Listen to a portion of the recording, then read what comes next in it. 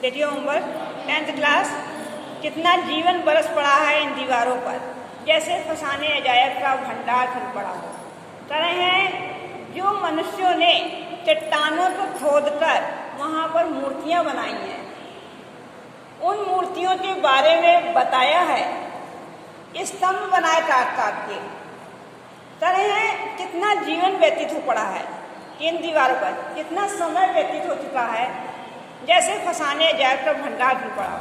जैसे ऐसा लग रहा है जैसे वहाँ पर कोई अमूल्य खजाना मिल गया हो। कहानी से कहानी टकराती चली गई। एक कहानी बनी तो दूसरी शुरू हो गई, दूसरी बनी तो तीसरी शुरू हो गई। इस प्रकार से कहानियाँ बनती चली गई।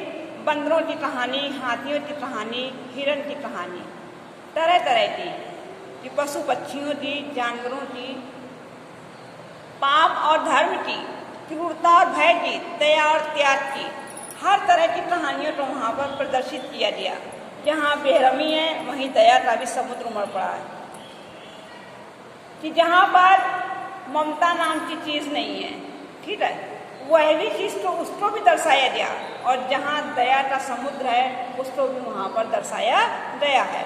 जहाँ पाप है वहाँ क्षमा का सोता भी फूट पड़ा है। कि जहाँ पर पाप दिखाया गया है तो उधर पर क्षमा भी दिखाई गई है। इतना सुंदर वर्णन वहाँ पर सजीव वर्णन किया गया है। राजा और कंगले, विलासी और भिक्षु, चाहे राजा हो चाहे भिखारी हो, चाहे एक विलासता में डूबा हुआ मनुष्य हो, अर्थात चाहे कोई राजा हो अथवा कोई भिखारी हो, नर और नारी, चाहे स्त्री पुरुष हो, मनुष्य और पशु, सभी कलाकारों के हाथों सिरसते चले गए हैं। कि सभी लोग इन कलाकार, जिन कलाकारों ने मूर्तियों को बनाया है, उनके हाथ से वे सजते हुए से चले जा रहे हैं। उन्होंने इतनी बखूबी से उसे सजाया है कि वास्तव में हृदय में से हटने का नाम ही नहीं लेते हैं। हैवान की हैवानी तो इंसान की इंसानियत से कैसे जीता जा सकता है। किस प्रकार से मनुष्य के, कहते नहीं है, मनुष्य का जन्म लेना तो आसान है लेकिन मनुष्यता प्राप्त करना बहुत ही कठिन है। यहाँ पर भी कि इंसान की इंसानियत को कैसे जीता जा सकता है। तो ये अजंता में जाकर देखेगी।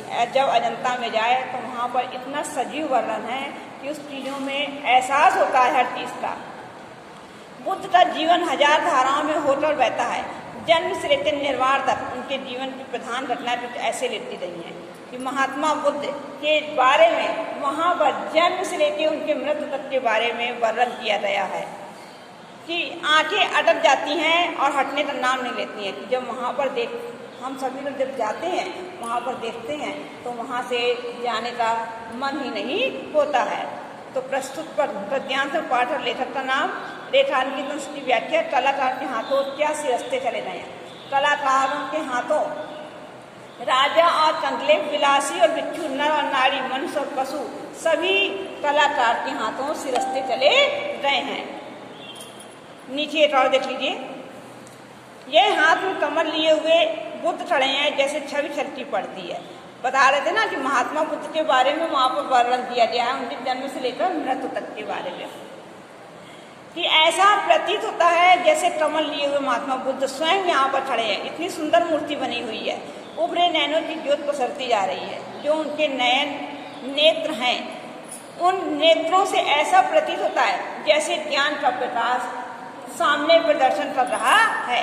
और यह यशोधरा है, वैसे ही कमल नाल धारण लिए त्रिभंग में खड़ी उनकी पत्नी यशोधरा है, जो कि कमल नाल अर्थात कमल के फूल को वह हाथ में लिए हुए खड़ी हुई हैं। और यह दृश्य है कि महानिष्क्रमण का यशोदा और राहुल निंद्रा में सोए गौतम दृढ़ निश्चय पर धरते ही यह को संभालते हुए। कि यशोधरा और उनका पुत्र राहुल जो है वह सो रहा है, गौतम बुद्ध जो है अपने दृढ़ संकल्प पर अटल बने हुए हैं और वह अपनी दृढ़ निष्ठा के साथ, संकल्प के साथ अपनी साधना में लीन है। और वह नंद है अपनी पत्नी सुंदरी का भेजा द्वार पर आए बिना भिक्षा के लौटे भाई बुद्ध को भी, जो लौटाने आया था और जिसे भिक्षु बन जाना था, बार बार वह भागने का होता है। महात्मा बुद्ध की भी शादी हो रही थी। उनके पत्नी यशोधरा थी और उनके बेटे का नाम राहुल था, जिसे वे छोड़कर अपनी साधना में लीन हो जाते हैं, लेकिन एक बार वे भिक्षा मांगने अपने घर पर भी आते हैं, जिससे उनकी पत्नी उन्हें भिक्षा देती भी है। बार बार पत्राचार संज में लौटा दिया जाता है। उधर फिर वह यशोधरा है कि बालक राहुल के साथ, उसकी पत्नी यशोधरा राहुल के साथ घर पे रहती है और महात्मा बुद्ध संन्यास धारण करके वन की ओर चले जाते हैं। यहाँ पर भी लेखक का नाम लिखना है।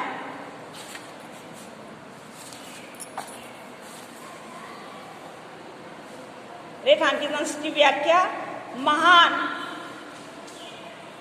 महाविनिष्क्रमण क्या है, इसके दृष्ट विस्तृत वर्णन कीजिए। तो यहाँ पर दिया हुआ है,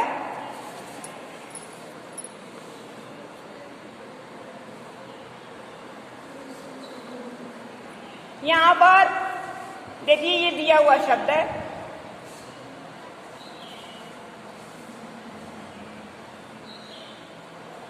महाविनिष्क्रमण, कि जब यशोधरा और राहुल जो थे महात्मा बुद्ध की वो पत्नी है और राहुल उनके पुत्र हैं, वहाँ का वर्णन किया गया है कि जब वह महात्मा बुद्ध जो है अपने साधना में लीन है और यशोधरा जो है वह कमल नाल को धारण किए हुए हैं, ये तब का वर्णन है और इसी को ही महाविनिष्क्रमण कहा गया है। आज के लिए इतना ही होमवर्क है।